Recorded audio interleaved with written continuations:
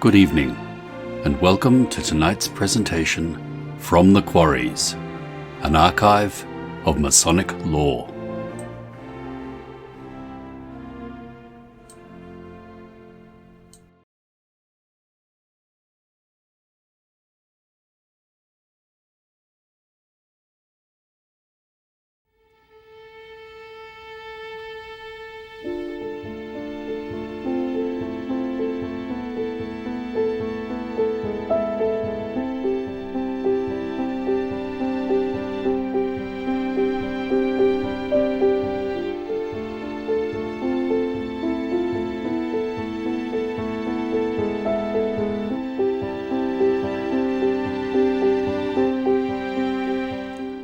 Mystic Masonry by J.D. Buck is an essential exploration of the profound esoteric principles that underlie the craft, drawing direct connections between modern Freemasonry and the ancient mysteries. Buck delves into the rich symbolism, rituals, and secret doctrine, presenting Freemasonry not merely as a system of ethical instruction, but as a spiritual path leading toward enlightenment and self-mastery. For the Mason seeking deeper knowledge, this work reveals the septenary nature of man, the unity of science and religion, and the significance of the Great Lodge, offering tools for both personal transformation and the uplift of humanity.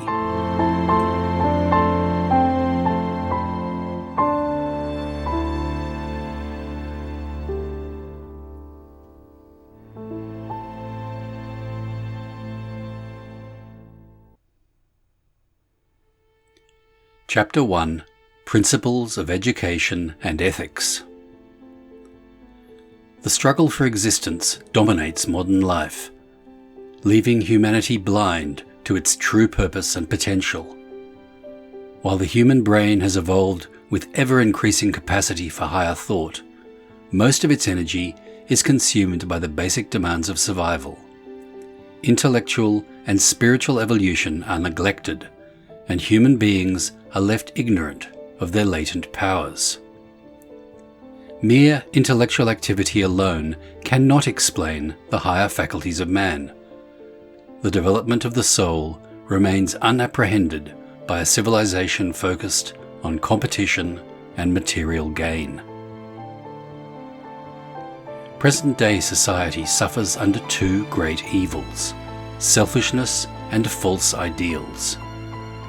The solution lies in the recognition of the brotherhood of man, not merely as a religious or sentimental theory, but as an immutable law of nature. All human misery is born of the sin of separateness, the belief that one can act solely in self-interest without consequence to others. The selfish pursuit of wealth and power has entrenched economic inequality, creating systems of competition that encourage strife rather than unity. True progress can only be made when humanity turns to a higher understanding, seeking not individual gain, but collective advancement. Education, as it currently exists, compounds this problem by fostering competition from an early age. Children are taught to surpass their peers, not to cooperate with them. Knowledge is valued for its utility in securing material success, rather than for its capacity to uplift the soul. This limited view of education stifles the natural perceptions of the child and prevents the development of higher faculties. As long as this model prevails, humanity will remain trapped in ignorance, unable to realize the deeper truths of its existence. At the same time, the modern age boasts of its scientific achievements, yet science alone cannot lead to the knowledge humanity truly needs. While physical science has given humanity unprecedented control over nature, it has not revealed the purpose of life. The doctrine of survival of the fittest is a distorted application of scientific principles, used to justify competition and selfishness. true knowledge must transcend mere physical understanding. It must unite science and religion, material progress and spiritual evolution. Efforts to reform society through charity and philanthropy, though commendable, often fail to address the root causes of suffering. These endeavours treat only the symptoms of a deeper malaise.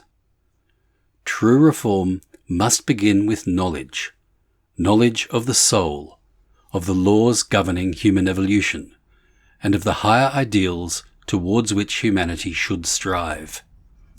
It is through the pursuit of such knowledge and the service of truth that mankind can be liberated from its present misery. The wisdom required for this higher knowledge has not been lost, but preserved through the ancient mysteries and the teachings of Freemasonry. This wisdom teaches the unity of all humanity and the path to personal and collective enlightenment. Progress, however, cannot be forced or hurried. Centuries of ignorance have entrenched harmful systems, and only through steady, conscientious effort can these be overturned. Humanity must labour to recover the lost knowledge of its true nature and destiny. Only then can it build a just society founded on the principles of universal brotherhood and ethical living. While the task is monumental, there is hope. Humanitarian efforts, even when incomplete or misguided, reflect an innate recognition of the need for change. The future offers an opportunity for the elevation of human consciousness, if mankind will embrace the ideals of the mysteries and the true purpose of life. The time is ripe for the awakening of the soul, for the realization that humanity is not yet what it could be. With the right ideals, the right education, and the right knowledge, the human race can overcome its present limitations and fulfill its higher destiny. Chapter 2: The Genius of Freemasonry. Freemasonry, far from being merely a social or charitable institution, holds within it a profound and ancient wisdom. Its essence is not confined to ritual and form, but speaks to the deeper truths of human existence. At its core, Freemasonry is the embodiment of a sublime philosophy, one that strives for the elevation of mankind through the cultivation of moral virtue and spiritual knowledge. The modern world, absorbed in material pursuits, has largely forgotten the greater purpose that Freemasonry embodies. The ethical teachings, symbols, and rituals of the lodge are but outward signs of an inner, concealed wisdom, one that traces its lineage to the ancient mysteries. These mysteries once guarded the temples of Egypt, Greece, and Persia, preserved the sacred knowledge of the soul's immortality and the divine origin of humanity. Freemasonry continues this tradition, albeit veiled in allegory and symbolism. The genius of Freemasonry lies in its capacity to awaken the inner potential of the individual.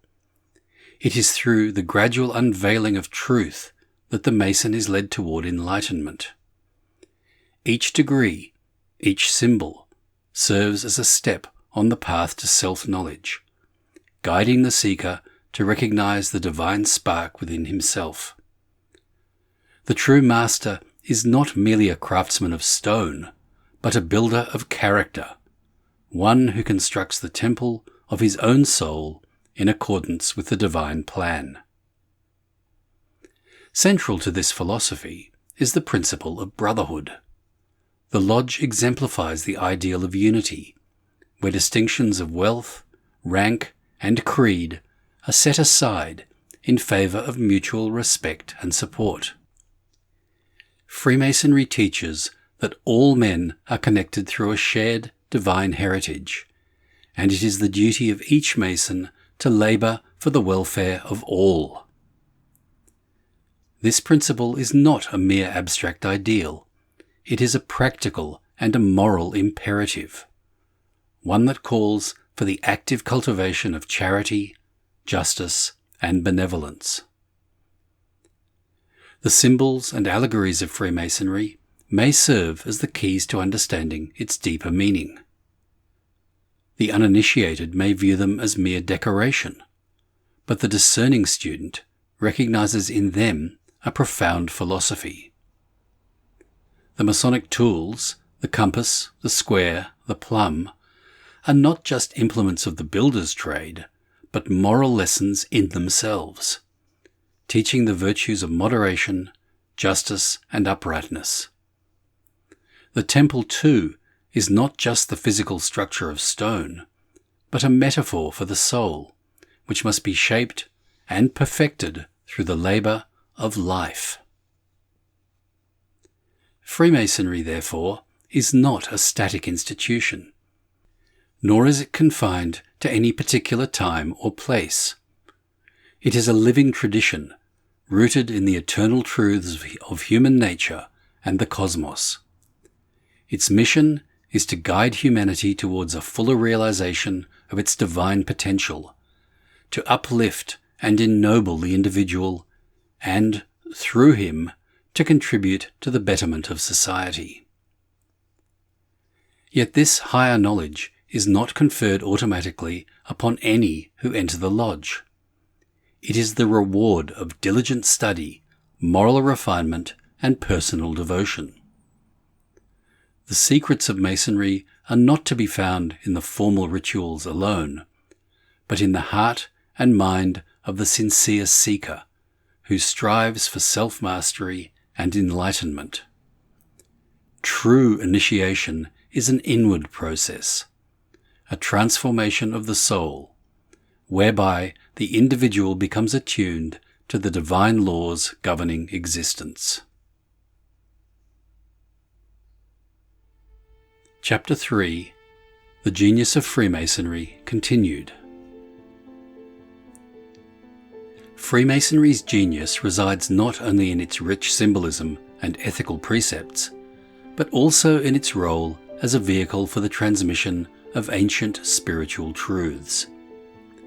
It continues the work of the great mystery schools of the past, preserving and disseminating the teachings necessary for human enlightenment.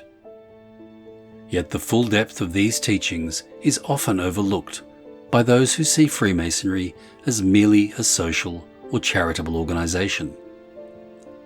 The true genius of Freemasonry lies in its capacity to guide the individual towards the realization of higher spiritual realities.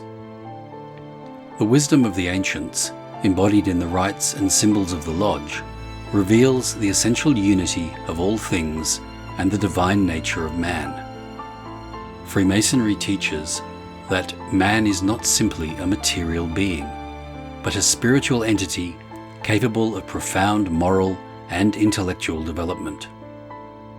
The journey of the Mason is, therefore, not merely an outward journey through the degrees of the lodge, but an inward journey towards self-mastery and enlightenment.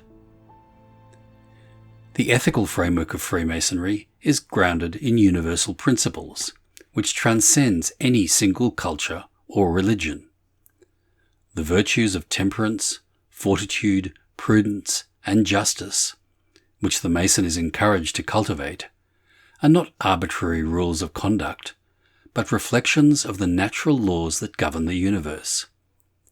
By aligning himself with these laws, the Mason brings his own life into harmony with the greater cosmic order.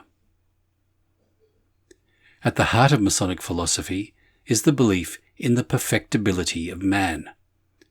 Freemasonry teaches that, through diligent effort and moral discipline, the individual can rise above the limitations of the material world and achieve a higher state of consciousness. This process of spiritual evolution is mirrored in the allegory of the Temple of Solomon, which represents the soul of man. The building of this temple is symbolic of the work that each Mason must undertake to perfect himself.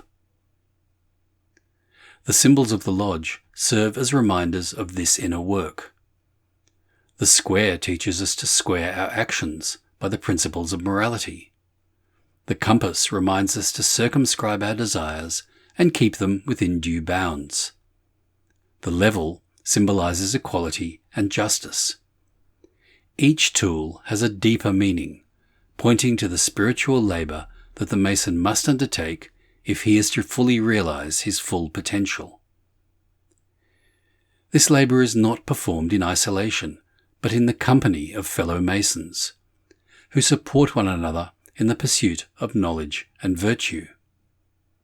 The lodge represents a microcosm of the universal brotherhood of man, where individuals from all walks of life come together in pursuit of a common goal. Freemasonry thus embodies a practical vision of human fraternity, one that transcends social, religious, and national boundaries. Freemasonry also imparts the understanding that the true secrets of the lodge are not external, but internal. The rituals and ceremonies, though rich in symbolic meaning, are but outward expressions of a deeper spiritual reality. The real secrets of Freemasonry are to be found within the heart and the mind of each Mason, as he contemplates the mysteries of existence and strives to align himself with the divine will. The progress of the Mason is, therefore, measured not by the degrees he has attained, but by the depth of his understanding and the extent of his personal transformation. True initiation is not conferred by ritual alone. It is the result of an ongoing process of spiritual refinement, in which the individual learns to master his lower nature and cultivate his higher faculties. This process leads, ultimately, to the realization of man's divine origin and destiny. Freemasonry, in its highest sense, is a school of spiritual and moral development. It seeks to uplift not only its members, but all of humanity, by promoting the ideals of justice, charity, and truth. It offers a pathway to both personal enlightenment and the advancement of the human race, based on the recognition of our shared divine heritage and the potential for spiritual growth. Thus, the genius of Freemasonry lies in its ability to preserve and transmit the external truths of the mysteries, while adapting them to the needs of each generation.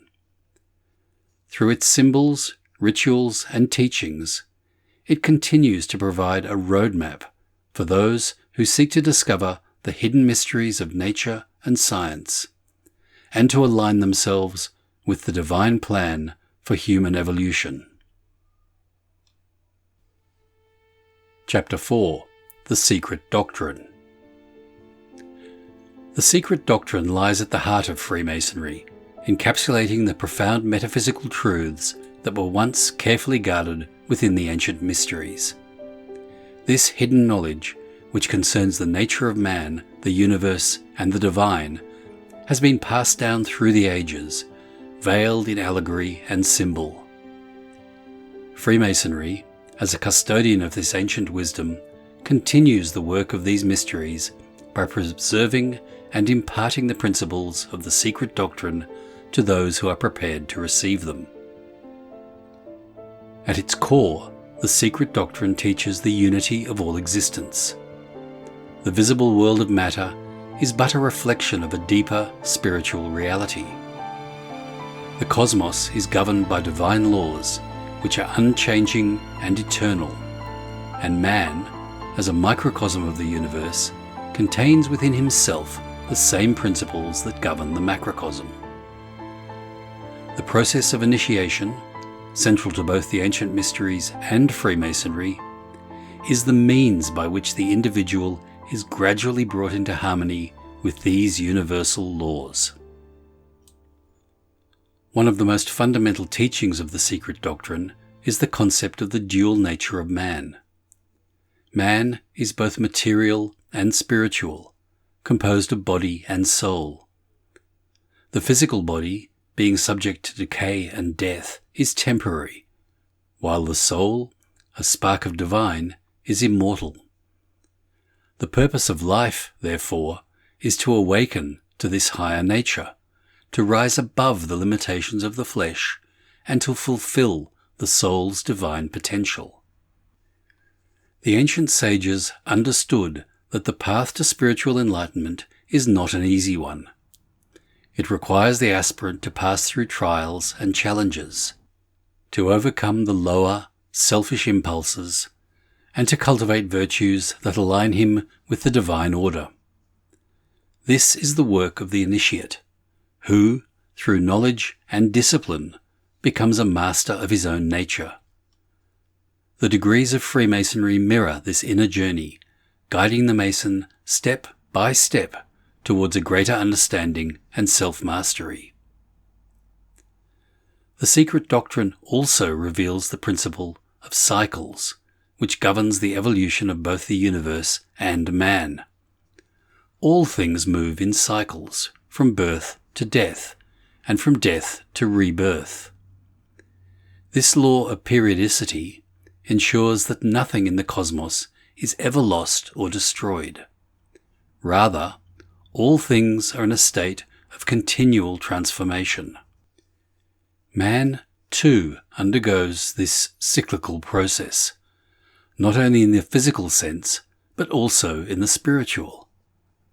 The soul, through successive incarnations, grows and evolves, striving towards perfection.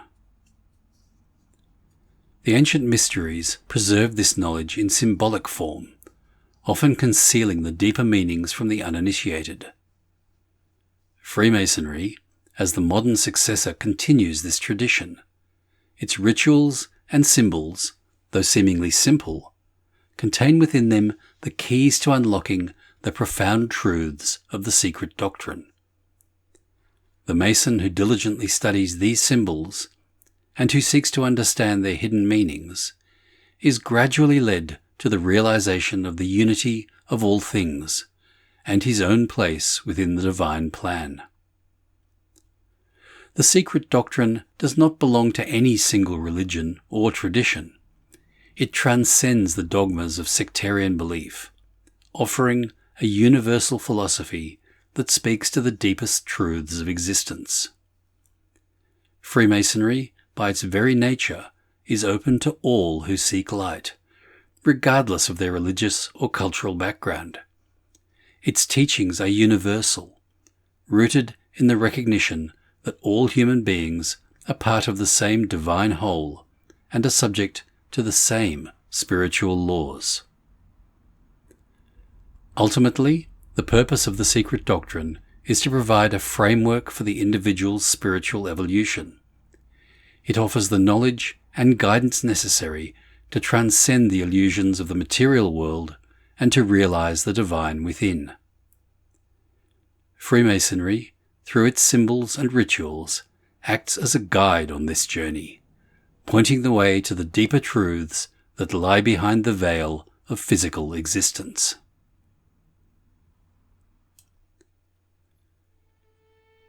Chapter 5. The Secret Doctrine, Science and Religion.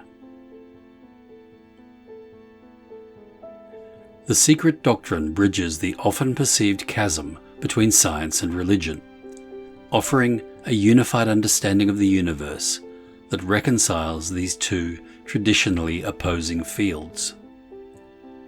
Both science and religion, in their highest forms, are paths to truth, though they approach it from different perspectives. The secret doctrine reveals that these paths ultimately converge, as both explore the same universal laws and principles that govern existence. Religion, in its esoteric form, seeks to explain the purpose of life and the divine origin of the soul. The outer forms of religion, the rituals, doctrines, and ceremonies, are intended to convey deeper spiritual truths. But, over time, these forms often become dogmatic, obscuring the original meaning. Science, on the other hand, concerns itself with the material world, seeking to understand the laws of nature through observation and experimentation.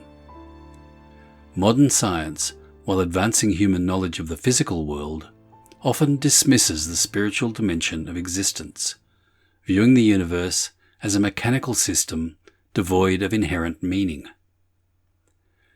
The secret doctrine, however, asserts that the universe is a living, conscious entity, governed by divine intelligence.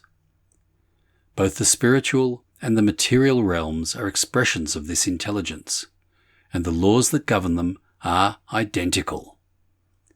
What science describes as the laws of nature are, in fact, the manifestations of a higher spiritual order. The ancient sages, through their understanding of the secret doctrine, recognized this unity and sought to integrate science and religion into a cohesive system of knowledge. At the heart of the reconciliation between science and religion is the principle of evolution. Evolution, as understood in the esoteric tradition, is not limited to the physical development of species, as modern science would have it, but extends to the spiritual evolution of the soul. All things in the universe, from the smallest atom to the highest spiritual beings, are in a state of constant growth and transformation, moving towards greater complexity and higher consciousness. This process of evolution is cyclical, governed by the universal laws of periodicity. Religion, when properly understood, teaches the same principles. The soul, through successive incarnations, evolves towards perfection, gradually shedding the limitations of the material world and realizing its divine nature. The rituals and symbols of religion, particularly in the ancient mysteries, were designed to guide the initiate through this process of spiritual evolution, mirroring the larger cosmic cycle. Freemasonry, as the heir to these mysteries, continues to impart this knowledge through its symbols and degrees, offering a path for the individual to follow in his own evolutionary journey. The modern conflict between science and religion arises from a misunderstanding of the true nature of each. Religion, when reduced to rigid dogma, loses its connection to the deeper truths it once conveyed.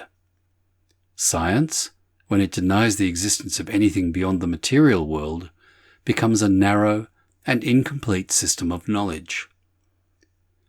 The secret doctrine reveals that both science and religion, when fully understood, are complementary, not contradictory. They are two sides of the same coin, each offering a different perspective on the same underlying reality. The pursuit of knowledge, whether through science or religion, must be guided by the recognition that truth is one. The apparent divisions between the spiritual and material, the divine and the natural, are illusions born of limited perception.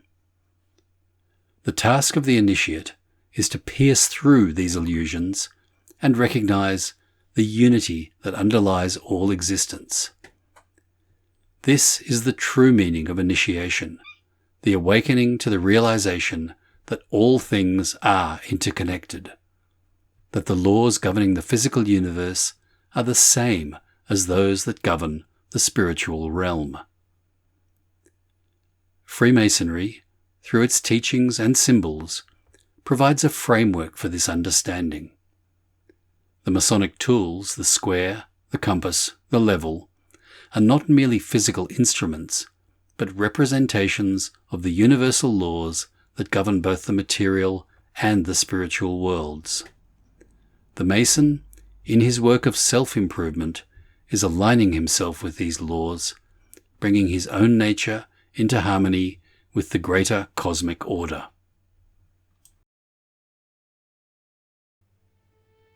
Chapter 6. The Secret Doctrine, the Septenary Nature of Man. The secret doctrine reveals that man, like the universe, is composed of 7 distinct but interconnected layers or principles. This septenary nature of man reflects the same laws and structures that govern the cosmos, embodying the principle of as above, so below. Just as the universe operates on multiple levels, physical, emotional, mental, and spiritual, so too does the individual human being. Freemasonry, drawing from the ancient mysteries, preserves this understanding in its teachings and symbols, guiding the Mason towards a fuller realization of his own nature. Man's sevenfold nature consists of 3 higher, spiritual principles and 4 lower, material ones. These principles represent the various aspects of human existence, from the physical body to the immortal soul. The lower principles, physical body, life force or prana, astral body and desires or karma, are concerned with the material world and the forces that govern physical and emotional experience. These lower aspects are transient, bound by the laws of the material plane, and perish with the death of the body. Above these stand the 3 higher principles, which correspond to the true, immortal nature of man: the higher mind, manas, the spiritual soul, buddhai, and the divine spirit, atman. These higher principles are eternal and unchanging, representing man's true self, his divine essence. The purpose of life, according to the secret doctrine, is for the lower nature to be purified and aligned with the higher, leading to the awakening of the soul and the ultimate union with the divine. Freemasonry, in its symbolic teachings, alludes to this septenary structure through the tools and symbols of the craft. The process of spiritual evolution, of building the inner temple, is a process of mastering the lower nature and raising the consciousness to the higher planes. Each degree of Masonry represents a step in this journey, where the Mason learns to subdue his base desires and cultivate the virtues that reflect the higher principles. The allegory of the Temple of Solomon, which the Mason is tasked with building, is a metaphor for this inner work of self-mastery. The key to understanding the septenary nature lies in the concept of duality. Man is both material and spiritual, a combination of transient and eternal principles. The physical body and the desires associated with it are not evil, but they must be brought under the control of the higher self. The higher mind, manas, when aligned with the spiritual soul, buddhai, becomes the guiding force that directs man's actions in accordance with divine law. It is through the higher mind that the Mason connects with the universal intelligence, gaining the wisdom necessary to complete the great work. The process of spiritual evolution is not a linear one, but cyclical, governed by the laws of periodicity. Each life represents a phase in this cycle, where the soul undergoes experiences that lead to growth and development. The trials and challenges of life are necessary for the purification of the lower nature and the awakening of the higher self. This is the essence of initiation, the transformation of the individual through knowledge, discipline, and experience. The ancient sages understood that the septenary structures of man mirrored the structure of the universe itself. Just as man is composed of 7 principles, so too is the cosmos, with each plane of existence corresponding to one of these principles. The physical world is but the lowest of these planes, and beyond it lie higher, more subtle realms, accessible only to those who have awakened their higher faculties. The Mason, through his symbolic journey, learns to navigate these planes, gradually ascending from the material to the spiritual. Freemasonry, as the inheritor of the ancient wisdom, teaches that true enlightenment comes from understanding and aligning oneself with this septenary structure. The symbols of the craft, the compass, square, plumb line, serve as reminders of the work that must be done to harmonize the lower and higher aspects of man. The process is one of continual refinement, where the rough ashlar of the self is gradually shaped into the perfect stone, fit for the temple of the Lord.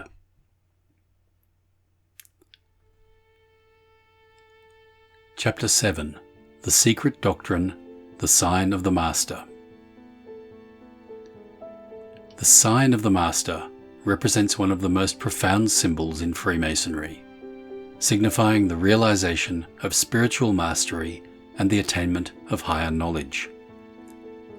This sign, derived from the ancient mysteries, is more than an outward gesture. It is a manifestation of the inner transformation that occurs when the Mason unites with the higher aspects of his being.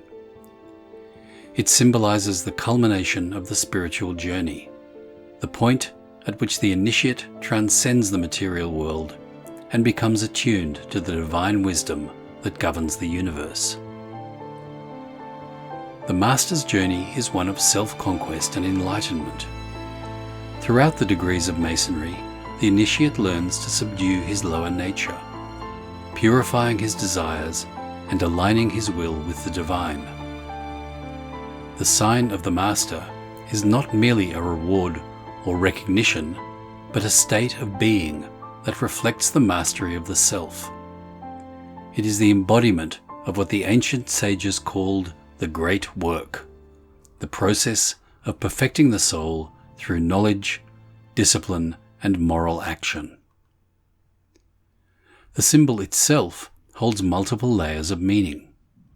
On one level, it represents the victory over death, not merely physical death, but the death of ignorance and selfishness.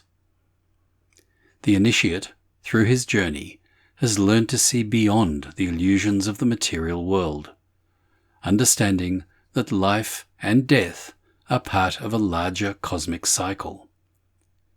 He realizes the immortality of the soul and its continuous evolution through successive incarnations. Thus, the sign of the Master is a recognition of the soul's triumph over the limitations of the physical plane. On a deeper level, the sign of the Master represents the union of opposites, the reconciliation of the material and spiritual, the human and the divine. The initiate, having passed through the trials of life, has brought into harmony the lower and higher aspects of his nature. He has mastered the passions and desires that bind him to the physical world and awakened the higher faculties of mind and spirit. This union of opposites is the essence of true initiation, and it is reflected in the symbolic tools of Freemasonry, which teach balance, moderation, and moral uprightness. The sign of the Master also points to the concept of at-one-ment, the state of unity with the divine. It is through this state of at-one-ment that the Master attains true wisdom, for he becomes a vessel through which divine truth flows. His actions, thoughts, and desires are no longer driven by ego or selfish motives, but are guided by the higher mind, which is aligned with the universal laws. This state of being is the goal of all spiritual traditions, and in Freemasonry, it is symbolized by the Master's role as the builder of the temple, a temple not made of stone, but of virtue and wisdom. Freemasonry, through its rituals and symbols, offers the initiate a roadmap to this mastery. The degrees are designed to lead the individual through successive stages of spiritual awakening, each one revealing deeper truths about the self and the universe. The tools of the craft, the square, the compass, the trowel, are not just physical objects, but metaphors for the moral and intellectual work that the Mason must undertake to reach the level of the Master. The Lodge, as a microcosm of the universe, becomes the place where this work is carried out, and where the initiate learns to shape his life in accordance with the divine plan. The true Master is one who has realized his connection to the greater whole, who understands that his actions affect not just himself, but all of humanity. The sign of the Master is thus a call to service, for with mastery comes responsibility.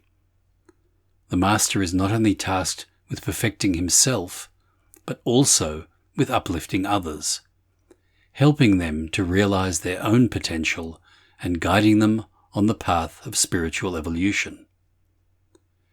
This is the ultimate purpose of Freemasonry, to create a brotherhood of enlightened individuals who work together for the betterment of all. In the ancient mysteries, initiation into the higher degrees was reserved for those who had demonstrated both moral integrity and intellectual understanding. Freemasonry continues this tradition, recognizing that true mastery can only be attained by those who have proven themselves worthy through their thoughts, words, and deeds. The sign of the Master is thus both an achievement and a charge, symbolizing the initiate's readiness to assume the responsibilities of spiritual leadership.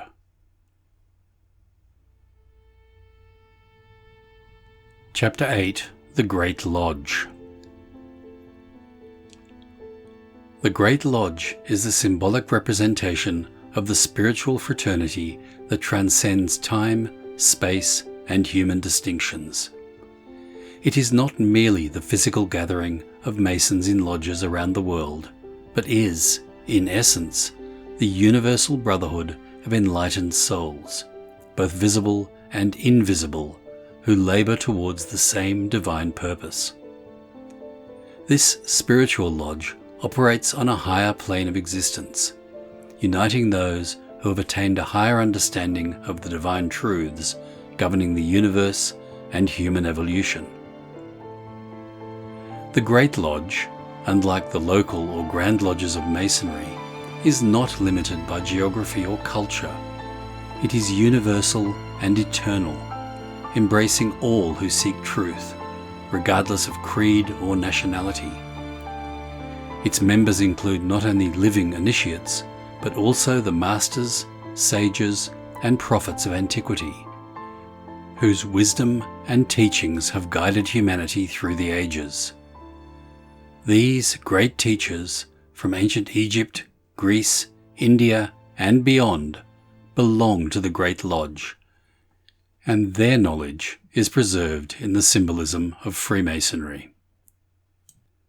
The concept of the Great Lodge extends beyond the organizational structure of Freemasonry and points to a deeper spiritual reality.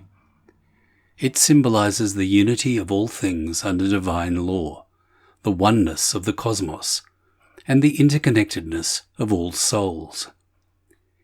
Each Mason, through his initiation and progression through the degrees, is being prepared for entrance into this spiritual lodge, where the true mysteries of life and the cosmos are revealed.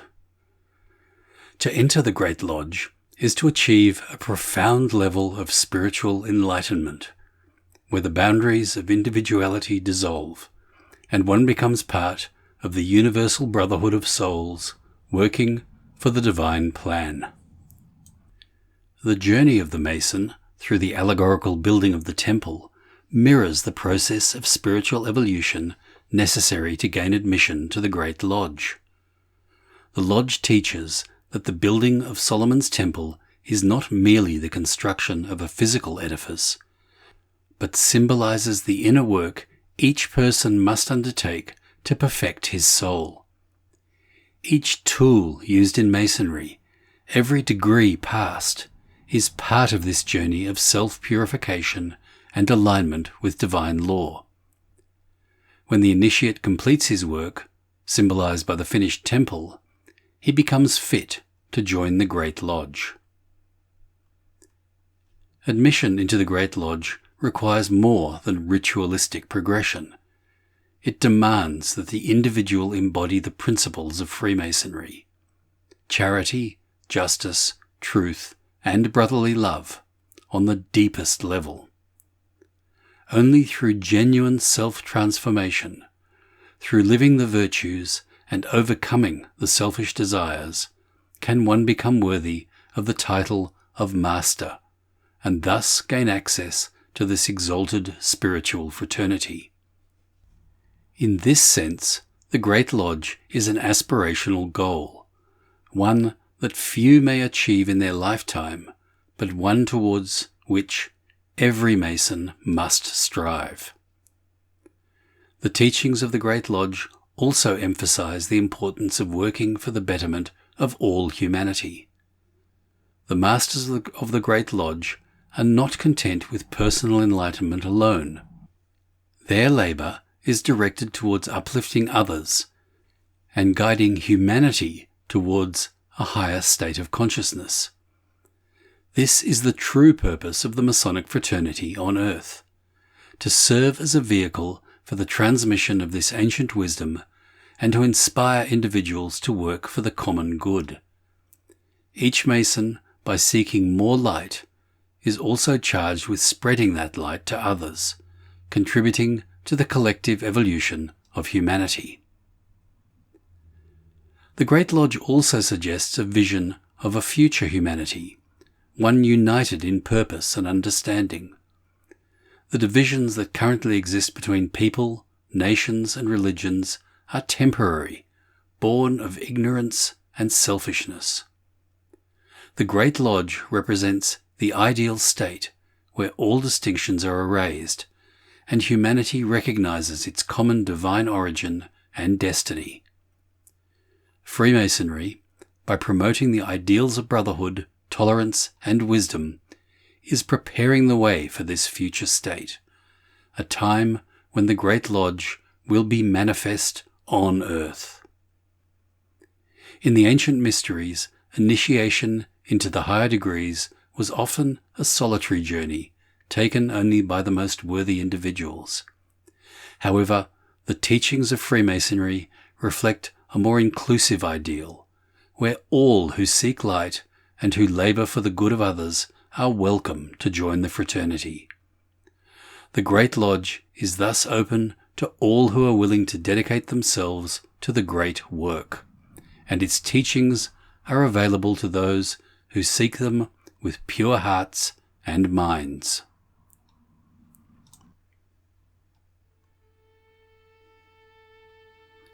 Chapter 9, An Outline of Symbolism.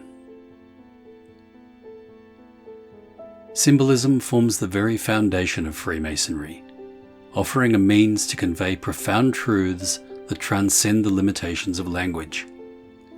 The symbols of Freemasonry are not arbitrary, but are drawn from the ancient mysteries, where they served as the primary method for transmitting esoteric knowledge. Through the use of symbols, truths that are universal and eternal can be expressed in a way that speaks directly to the soul, allowing the initiate to grasp meanings that might otherwise remain inaccessible to the rational mind. Freemasonry's use of symbolism extends beyond its rituals and degrees, permeating every aspect of the craft. Each symbol is designed to reveal not just a moral lesson, but also a spiritual truth about the nature of man, the universe, and the divine. These symbols, when properly understood, provide the keys to unlocking the hidden mysteries of Freemasonry, offering insight into the ultimate purpose of human existence and the path to spiritual enlightenment. The square and compasses, perhaps the most recognizable symbols of Freemasonry, illustrate the balance between the material and spiritual aspects of life. The square, representing morality and the material world, reminds the Mason to live by the principles of justice and virtue, while the compasses symbolize the higher spiritual nature, guiding the Mason to circumscribe his desires and live within the bounds of moral law. Together, these tools teach the Mason the importance of balance and harmony in both the physical and spiritual realms. The Masonic apron, another important symbol, serves as a reminder of the purity and innocence required for spiritual growth. Worn during rituals, it represents the Mason's dedication to the moral and spiritual work necessary for self-mastery. In this way, the apron is not merely a piece of ceremonial attire, but a symbol of the labour involved in the great work of personal transformation. It reminds the initiate that, like the operative Mason who builds with stone, the speculative Mason must build his own character in alignment with the divine plan. The Temple of Solomon is perhaps the most profound symbol in Freemasonry, representing not only the physical structure, but also the inner temple that each Mason is tasked with building. Just as the ancient temple was constructed according to divine specification, so too must the Mason shape his life and soul in accordance with the higher laws of the universe. The building of the temple is an allegory for the process of spiritual evolution, where the rough ashlar, symbolizing the unrefined self, is gradually transformed into the perfect ashlar, ready to take its place in the spiritual edifice. Other symbols, such as the plum, level, and trowel, serve as reminders of the moral and ethical virtues that must guide the Mason's work. The plum teaches uprightness and rectitude. The level signifies equality and fairness, and the trowel represents the spreading of brotherly love and unity. These tools, while symbolic of operative Masonry, are metaphors for the inner work of refining character and contributing to the building of the great temple of humanity. Freemasonry's use of light as a symbol is particularly significant. Light represents knowledge, truth, and spiritual awakening.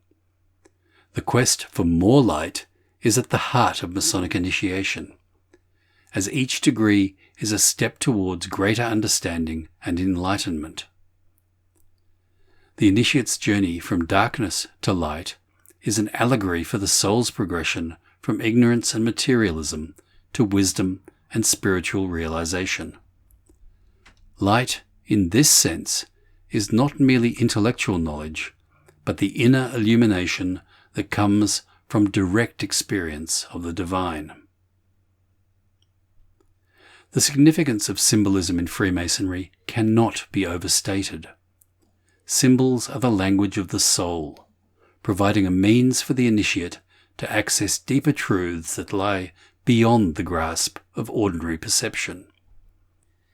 Through meditation on these symbols, the Mason is led to an understanding of the hidden mysteries of nature and science, gaining insight into the spiritual laws that govern both the universe and the individual soul. The symbols of Freemasonry, when properly studied, act as gateways to higher consciousness, guiding the initiate towards self-mastery and enlightenment. Yet the true meaning of Masonic symbols cannot be fully grasped through intellectual study alone. It is through personal experience and inner reflection that the initiate comes to understand the deeper significance of the symbols. The symbols act as catalysts for spiritual growth, revealing their secrets only to those who are prepared to receive them. Freemasonry, therefore, does not merely instruct through words, but through the lived experience of symbolism, which leads the initiate to a direct encounter with the divine mysteries.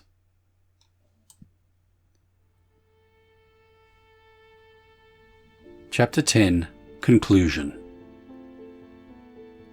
The ultimate purpose of Freemasonry is to elevate the individual and, through the individual, the whole of humanity. It is far more than a collection of rituals, symbols, and traditions.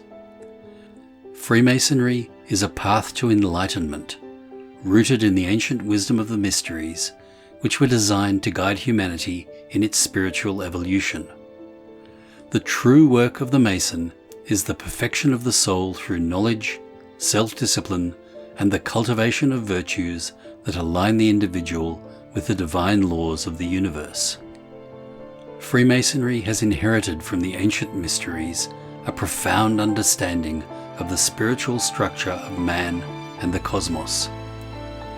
This knowledge, encapsulated in the secret doctrine, teaches the unity of all existence and the eternal nature of the soul.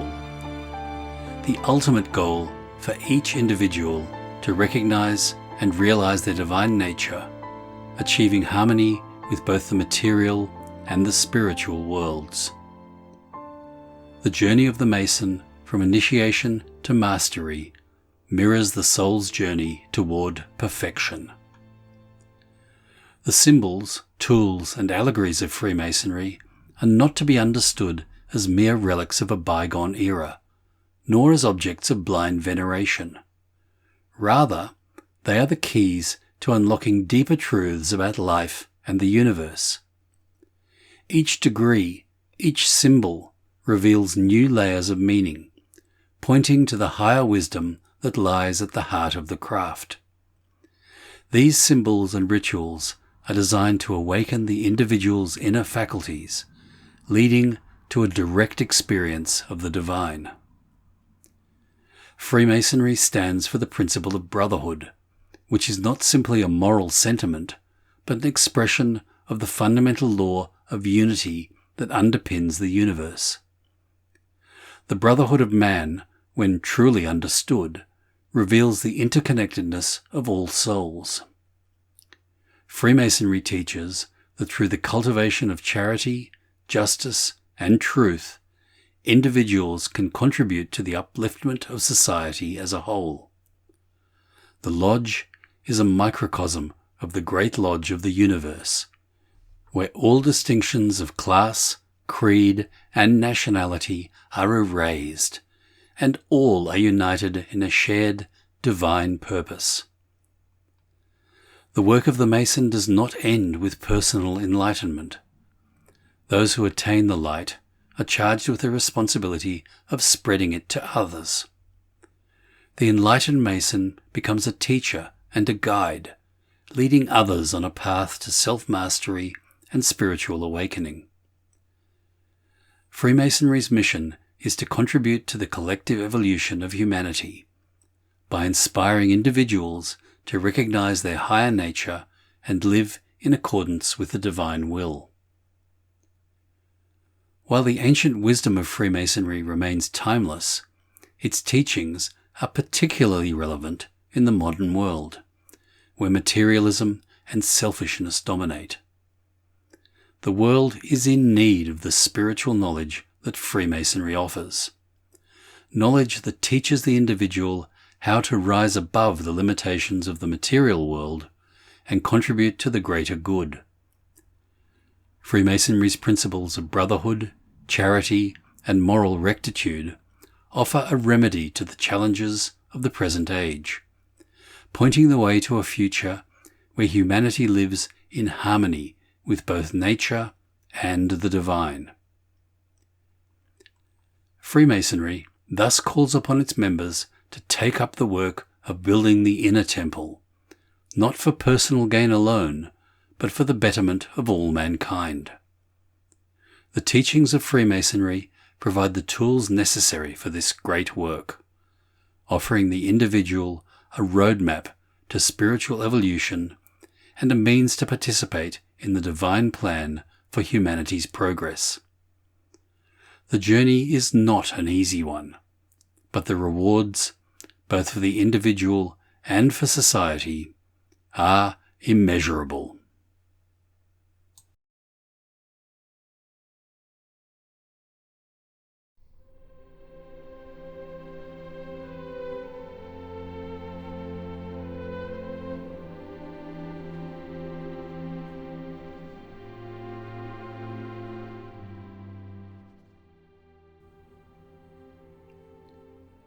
Walter Leslie Wilmshurst was born in June 1867 and died in July 1939. He was an English author and Freemason. He published 4 books on English Freemasonry and submitted articles to the Occult Review magazine. Wilmshurst was initiated as a Mason in the Huddersfield Lodge in 1889. In 1927, he founded the Lodge of Living Stones, number 4957, in Leeds, which was set up purely in order to study the more esoteric meaning behind Masonic ritual and symbolism. We are to speak of the fundamental philosophic secrets concealed within the Masonic system.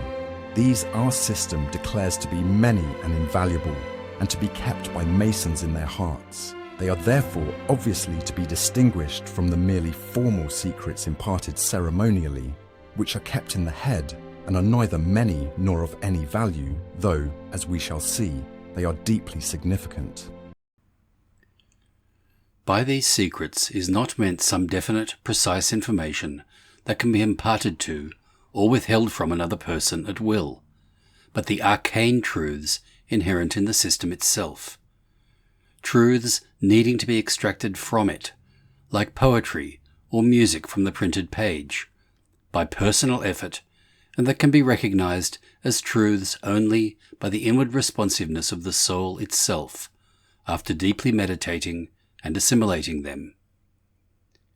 Hence, we are taught that they are matters of the heart, and that they are communicable only to brethren and fellows, that is, to those whose minds have developed a common measure of spirituality, and then not orally, but only by means of signs, tokens, and perfect points of entrance. By points of entrance is meant appropriate faculties of perception and understanding. For just as to enter into perception and understanding of the outer world we need our 5 outward-pointing senses, so for perception and appreciation of the inner world, we need a corresponding inward sensorium. The pentagram, or 5-pointed star, indicates our 5 points of entrance into relations with the world of sense and phenomena by the limited, imperfect channels of the senses. And, to cognize the secret things of suprasensual life, we must have developed corresponding but perfect points of entrance into it in the form of soul faculty, inward vision, inward audition. Hence inward truths and mysteries are inevitably and automatically secret from those who have not yet acquired perfect points of entrance to them, not because of any capricious withholding of them by some better informed person, but because such men are without the appropriate faculty for perceiving them. Their inner vision is as yet hoodwinked, darkened, and prevented from recognizing them. For all Masons, for all the world, ultimate truth and all the mysteries of being are an ever-open secret. But because all the world isn't yet ripe for knowing that secret, or doesn't want to know it, or imagines either that it isn't knowable or that it knows it already, or at least as much of it as is needed for present purposes, it continues secret, refusing to be revealed save on its own terms, and lying, as the old simile tells, at the dark bottom of a well, which well is our own soul depths, from which it can only be drawn by our own industry and effort. Hence we find secret orders always existing for initiation into these secrets and mysteries. And in these days, when we see our own order so little concerning itself with such things, but preferring to direct its energies rather to social and secular purposes, it is useful to reflect that the sole justification for a secret order is that it is intended to provide specialized instruction and combined fraternal effort for those desirous to draw apart from these activities of the outer world and enter a quiet sanctuary where they may contemplate and, God helping, perchance attain personal realization of things which in their nature must always remain secret to the uninitiated and outside their consciousness. Before reaching the heart of our subject, I wish to refer to a preliminary matter and to point out that the text of our rituals and lectures discloses a strange combination of two very different and easily distinguishable levels of teaching. A lower and commonplace level, which is simple and intelligible to everyone, and a higher and distinctly esoteric level relating to matters of advanced philosophic wisdom. To the lower level belong the various charges and counsels to morality, and such matters are the simple explanations of the cardinal and other virtues, and of the elementary symbolism of building tools. These are matters of no philosophic significance. They have nothing about them distinctive of a secret science or an initiatory order. They inculcate only what might be imparted to non-Masons. The ideals of conduct they proclaim are not higher or other than any uninitiated man of rectitude and good feeling normally acts upon, whilst their interpretations of symbolism are adapted to a quite puerile order of intelligence. Of themselves, they do not justify the existence of a secret order and an elaborate organization to perpetuate them, and their sole advantage is that they serve as the foothills to the higher peaks of doctrine and provide a common basis of elementary understanding and conduct among the members of a society, the majority of whom do not look for or aspire to anything more than good fellowship and pleasant social relations, which could just as easily be found in the outside world.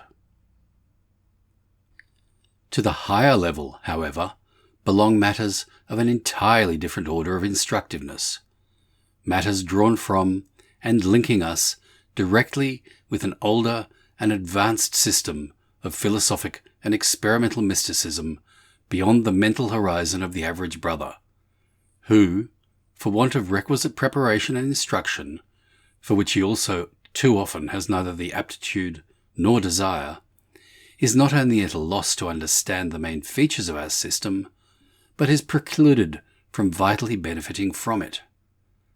So he remains an initiate in name only, not in fact, whilst the order, instead of cultivating the secret science and royal art to which, nevertheless, it pays much empty lip service, degenerates into a vast, semi-public social and benevolent institution conducted upon the same lines and in the same spirit as characterize the outside world, against which our doors are theoretically meant to be shut and closely tiled.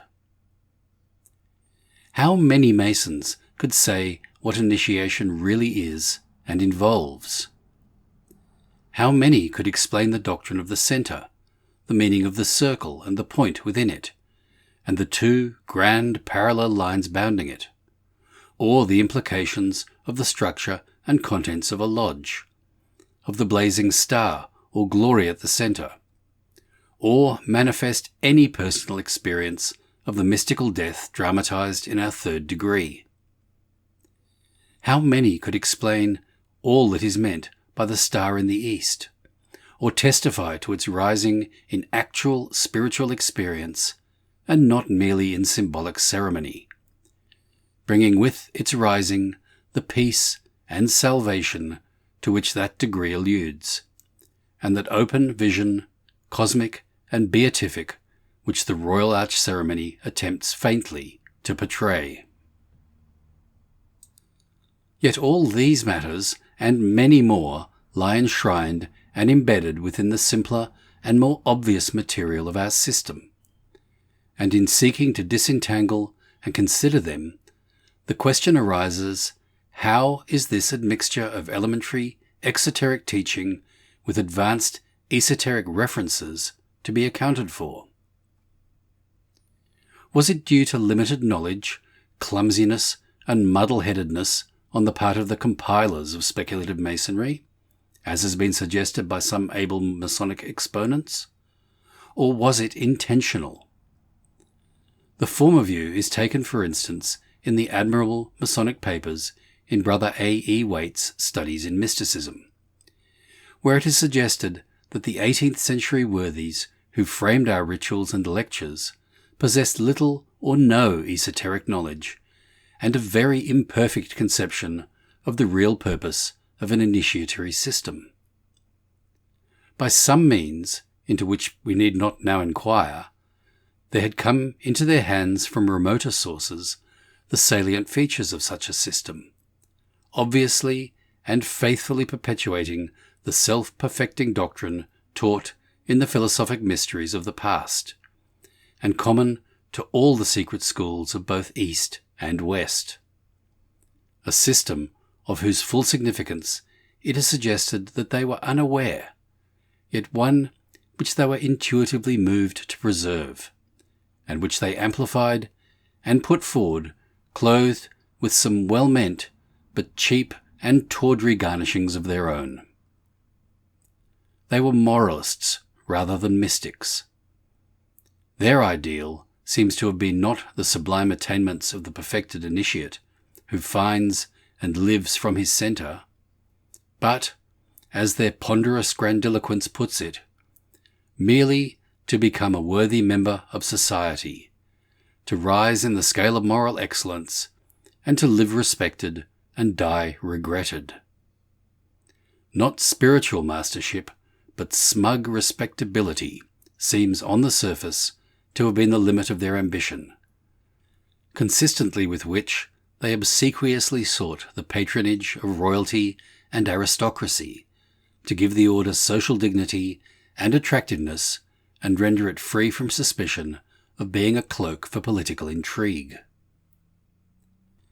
To this view of the conduct of our 18th century progenitors, there is a possible alternative, which, in fairness to them, may be advanced rather because it is possible than that it now can be proved. It is that, in anticipation of speculative Masonry proving attractive to numbers of men not yet likely to appreciate the profounder aspects of initiation science, they deliberately diluted the system by weaving into it a body of simple ethical ideals, within the compass of everyone's understanding. In this way, they conserved the vital points of the traditional secret doctrine for the benefit of those who could recognize and profit by them, and at the same time they effectively crypticized and concealed them from those who could not. To state a personal conviction, I do not believe that speculative Masonry was instituted with the intention of becoming the social and money-raising organization into which it has since drifted. Sociability and relief, but not merely financial relief, were obviously side consequences of such an institution. But primarily, it was a movement made from behind the scenes of public history, towards perpetuating an ancient secret doctrine for the sake of those who might discern and profit by it in the epoch of spiritual sterility, materialism, and religious disruption into which we had fallen and through which we are still passing. As one of our lectures truly affirms, the world is never left without witness to the ancient traditional science, by following which man may recover that which was lost, the ruined empire of his own soul, and the scrutiny of human events indicates that, at all times, behind and within humanity, there stand watchers, guardians, guides, initiates, charged with the task of keeping the witness alive, however faintly, and unobtrusively steering the race towards its destiny of ultimate spiritual perfection. So closely linked is our Masonic system with other and far more advanced expressions of that science that the conclusion is irresistible that it stands in the chain of direct succession with them, and was designed to perpetuate the same doctrine. If this be so, the movement projected some 250 years ago has been justified in that it has familiarized vast numbers of minds with at least an elementary and notional acquaintance with the path of progress which sooner or later we must all realize in vital experience.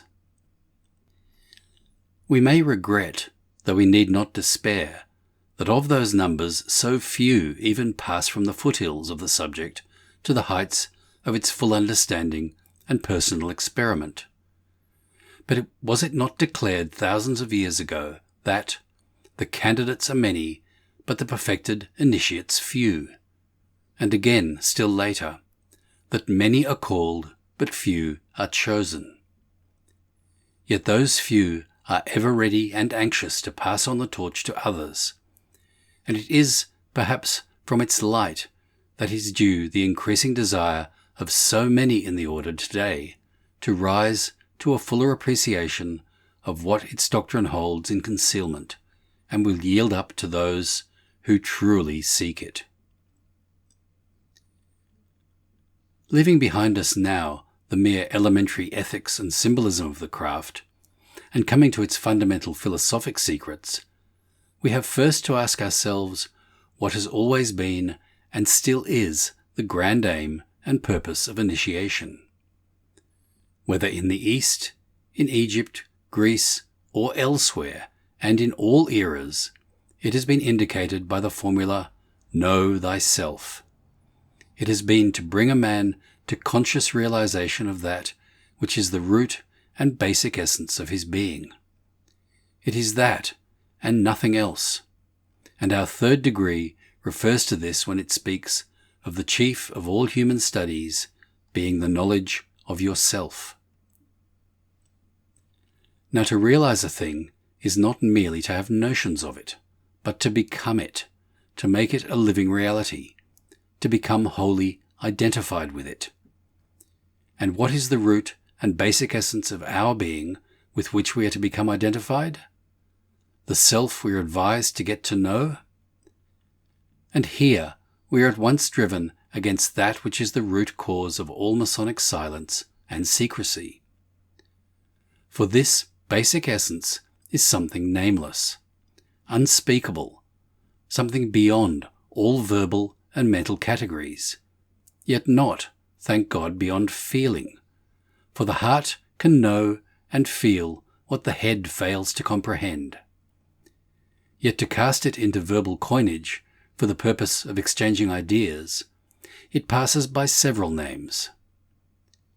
The East calls it the Self, the Atman, the self-radiant, self-intelligent unitary root of being and deathless source of all derivative life and multiplicity. The Greek schools called it Autos, the self-contained or self-subsistent, the One or the Good. The Hebrews describe it as the sacred and unpronounceable name of 4 letters, Tetragrammaton, or as Adonai, while Christians personalize it as God, insofar as he is immanent in the soul as its concealed vitalizing spirit. And Masonry describes it variously as the vital and immortal principle, as the blazing star or glory at our center, as the light of a master mason which never goes out even when all our other lights or faculties fail, because it is eternal and immortal, whilst our other faculties are temporal and perishable. But by whatever name we label it, however shadowy and imperfect our thought of it, that it is with which we are to become consciously identified by a direct act of self-knowledge. For, as the teaching uniformly declares, the secret of all secrets is that thou art that. To realize this, not merely notionally, but in fullness of direct experience, has always been, and still is, the goal of wisdom and the goal of initiatory science. If this, then, be the purpose and goal of initiation, the fundamental hypothesis and philosophic secret of Masonry is the solemn fact that God and the human soul are in essence a unity, not a duality, and the sole intention of our initiatory system is, by instruction and discipline, to bring about in each of us the conscious realization of that unity. Is not such an hypothesis of necessity a secret? For if it is to become realized in personal experience, it is an experience which must be prepared for in secret, be realized in secret, and remain secret, incomprehensible and incommunicable to everyone save those in the silence of whose breast it becomes experimentally achieved. Moreover, treating initiation science purely from an historical standpoint, it could be shown that this was always the fundamental religious and philosophic arcanum of every initiation system that has existed, one that, under dire penalties for its disclosure, was always rigorously withheld from the uninitiated world with whose less matured religious outlook it was bound to clash.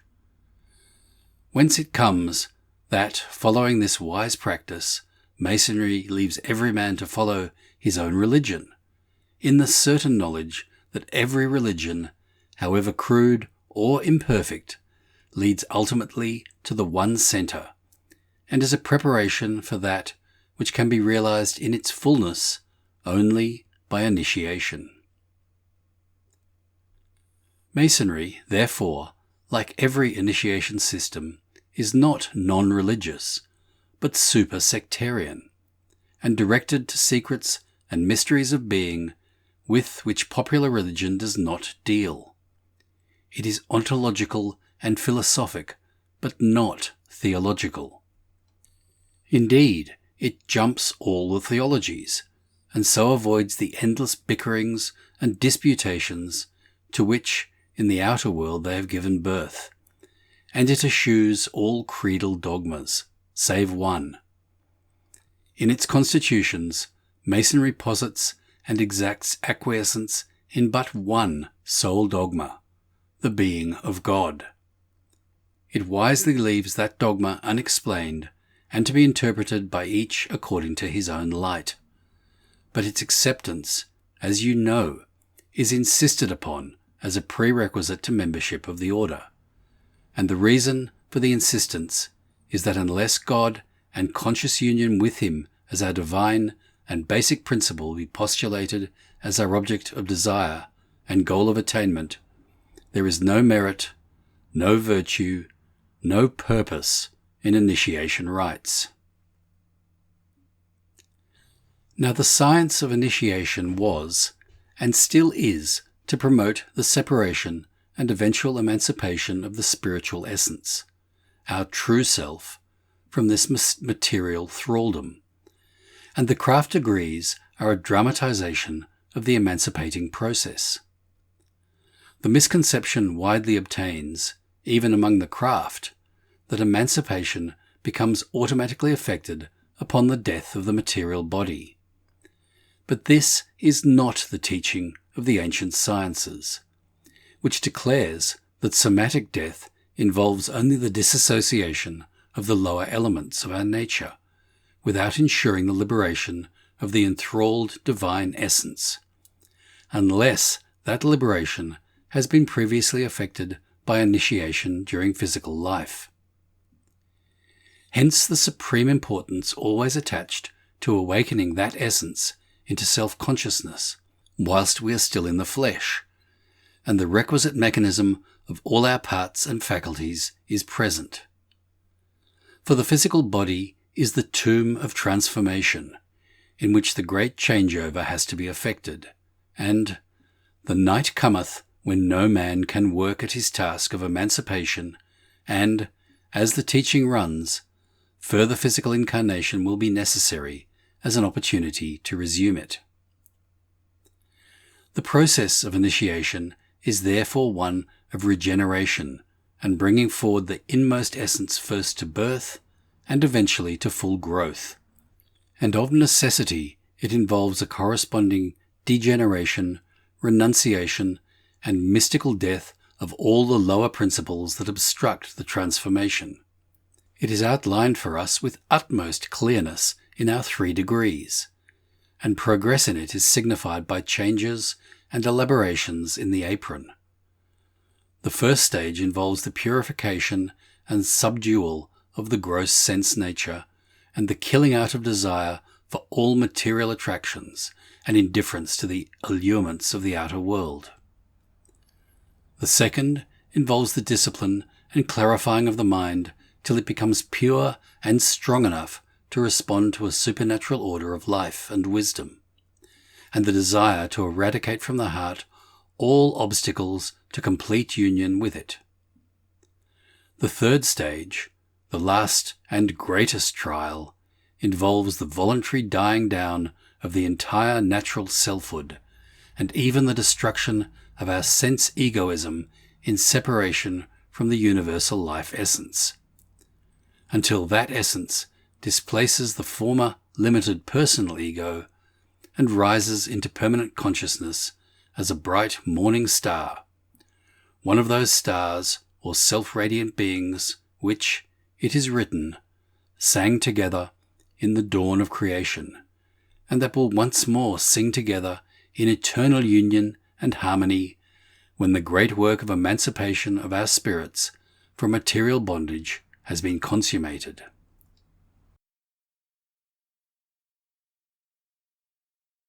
When thou seest in the pathway a severed head which is bounding towards our field, ask of it, the secrets of the heart. For of it thou wilt learn our hidden mystery.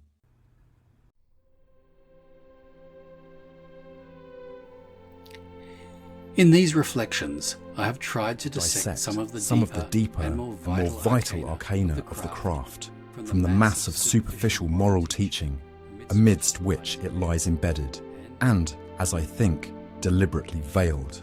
There remain for contemplation many other valuable philosophic secrets which would require not one, but a series of papers to discuss.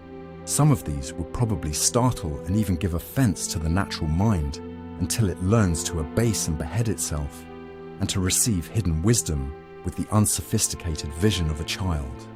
Better, therefore, defer their consideration for the present. When, as the result of the discipline and industry prescribed by our system, we become conscious of the blazing star or glory at our center rising and expanding more and more in us, its self-convincing light will itself disclose to us and justify all that now lies secret and unexplained. But, as the great master of the West enjoined, until it be risen from the dead in our hearts, we are to tell the vision to no man. Whilst following the same instruction, Masonry directs us to lock up our secrets in the heart's safe and sacred repository. Yet what has been said may perhaps suffice to indicate something of the invaluable light and wisdom concealed within our system. And since there is nothing hid which shall not be revealed in due course and to the properly prepared, we may regard the increasing anxiety of so many brethren today to realize more fully the true content and purpose of our order as a sign that at last, after a long period of darkness and perversity, the light of the center is gradually breaking over the craft and restoring to at least the more faithful and zealous of its members the knowledge of the lost but genuine secrets of their being.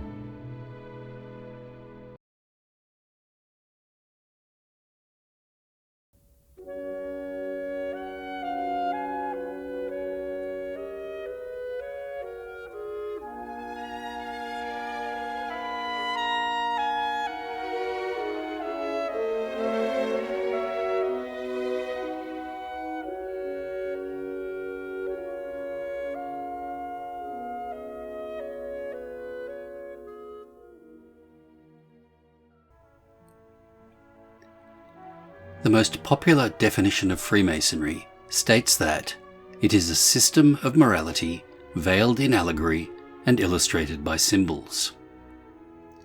Many a brother has asked, why illustrated by symbols? Why not illustrated by plain statements of truth, completely defining the system of morality? There are many answers. Among them is the truth that definition limits what is defined. Seldom has this been better expressed than by that philosopher who asked, "Do you believe in God?" His answer, "Define what you mean by God. And when you have defined, no matter what your definition, I shall reply, no, I do not believe in God, because a God defined is a God limited, and a limited God is no God." All mathematics are written in symbols, since our digits are symbols for quantities. Algebra used a symbol for a symbol, expressing quantities by letters instead of by numbers. In the algebraic equation A plus B equals C, any quantity may be assigned to any one or any two of the letters, and the equation still be true. Thus, A plus B equals 4 is true if A is equal 1 or B to 3. It is true if A and B are each equal to 2. It is true if A is equal to 3 and B to 1.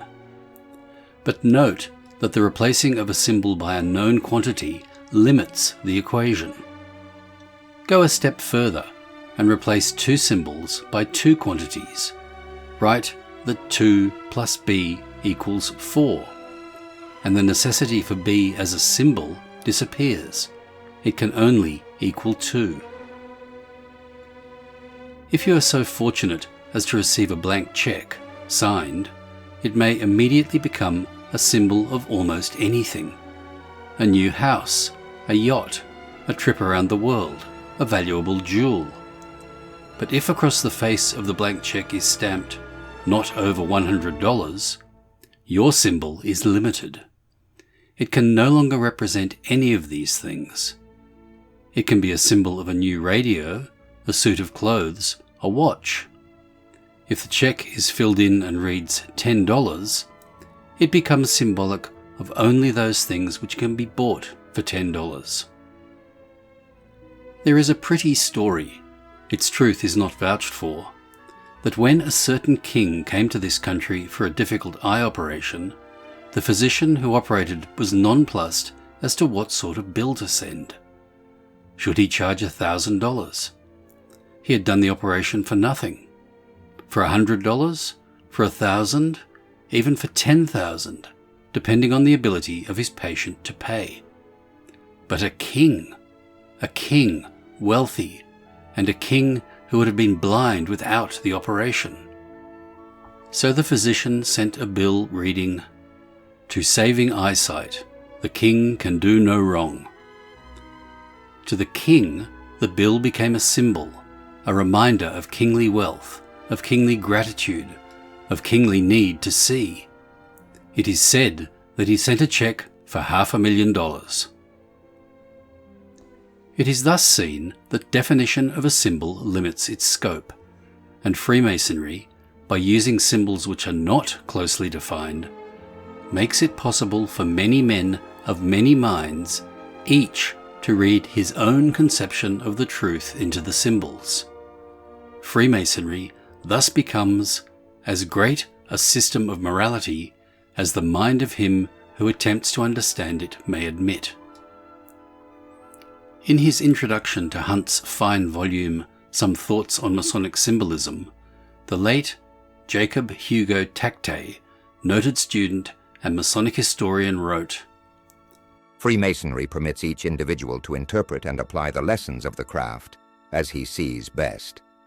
It is this unique spirit of tolerance and freedom which frequently confuses opponents of the fraternity. One Mason places his interpretation upon a certain symbol or attribute of Freemasonry. Another may take an entirely different view, and will cite evidence with which a third may be an entire variance. Yet, These three men can gather about our altars and labor together in perfect amity. Long before Tacte, Albert Pike expressed the same thought in different language. Masonry follows the ancient manner of teaching. Her symbols are the instructions she gives, and the lectures are but often partial and insufficient one-sided endeavors to interpret those symbols. He who would become an accomplished Mason must not be content merely to hear or even to understand the lectures, but must, aided by them, and they, having as it were marked out the way for him, study, interpret, and develop the symbols for himself. Many years ago, the present writer tried to express the reasons for symbols as illustrations of the system of morality by asking, why does Freemasonry veil in allegory and conceal in object or picture a meaning quite different from its name? Why should Freemasonry express immortality with acacia, brotherly love with a trowel, the world by a lodge, right living by Mason's tools? That Freemasonry conceals symbols in order to arouse curiosity to know their meaning is often considered the only explanation. But there are many more lofty ideas of why this great system of truth, philosophy, and ethics is hidden in symbols. Man has a triple nature. He has a body and senses which bring him into contact with and translate the meanings of the physical world of earth, air, fire, and water which is about him. He has a brain and a mind by which he reasons and understands about the matters physical with which he is surrounded. And he has something beyond, call it soul, or heart, or spirit, or imagination as you will. It is something which is allied to, rather than part of, reason, and connected with the physical side of life only through its sensory contacts. This soul, or spirit, comprehends a language which the brain does not understand. The keenest of minds have striven without success to make this mystic language plain to reason. When you hear music which brings tears to your eyes and grief or joy to your heart, you respond to a language your brain does not understand and cannot explain. It is not with your brain that you love your mother, your child, or your wife. It is with the something beyond, and the language with which that love is spoken is not the language of the tongue. A symbol is a word in that language. Translate that symbol into words which appeal only to the mind, and the spirit of the meaning is lost. Words appeal to the mind. Meanings are expressed in words that appeal to the spirit. All there is in Freemasonry which can be set down in words on a page leaves out completely the spirit of the order. If we depend on words or ideas alone, the fraternity would not make a universal appeal to all men, since no man has it given to him to appeal to the minds of all other men. But Freemasonry expresses truths which are universal. It expresses them in a universal language, universally understood by all men without words. That language is the language of the symbol, and the symbol is universally understood because it is the means of a communication between spirits, souls, and hearts. When we say of Masonry that it is universal, we mean the word literally. It is of the universe, not merely of the world. If it were possible for an inhabitant of Mars to make and use a telescope which would enable him to see plainly a square mile of the surface of the earth, and if we knew it and desired by drawing upon that square mile a symbol to communicate with the inhabitants of Mars, we would choose, undoubtedly, one with as many meanings as possible, one which had a material, a mental, and a spiritual meaning. Such a symbol might be the triangle, he might reply with the 47th problem. If we showed him a circle, he might set down 3.1416, the number by which a diameter multiplied becomes a circumference. We could find a language in symbols with which to begin communication even with the universe. Naturally then, Freemasonry employs symbols for heart to speak to heart. Imagination is heart's collection of senses. So we must appeal to the imagination when speaking a truth which is neither mental or physical, and the symbol is the means by which one imagination speaks to another. Nothing else will do. No words can be as effective unless they themselves are symbols. No teachings expressed in language can be as easily learned by the heart as those which come via the symbol through the imagination. Take from Freemasonry its symbols, and but the husk remains. The kernel is gone. He who hears but the words of Freemasonry misses their meaning entirely. Most symbols have many interpretations. These do not contradict, but amplify each other. Thus, the square is a symbol of perfection, of rectitude of conduct, of honour and honesty, of good work. These are all different, and yet allied. The square is not a symbol of wrong, or evil, or meanness, or disease. 10 different men may read 10 different meanings into a square, and yet each meaning fits with and belongs to the other meanings. 10 men have 10 different kinds of hearts. Not all have the same power of imagination, the same ability to comprehend.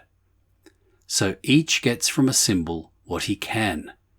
He uses his imagination. He translates to his soul as much of the truth as he is able to make a part of him. This the 10 cannot do with truths expressed in words.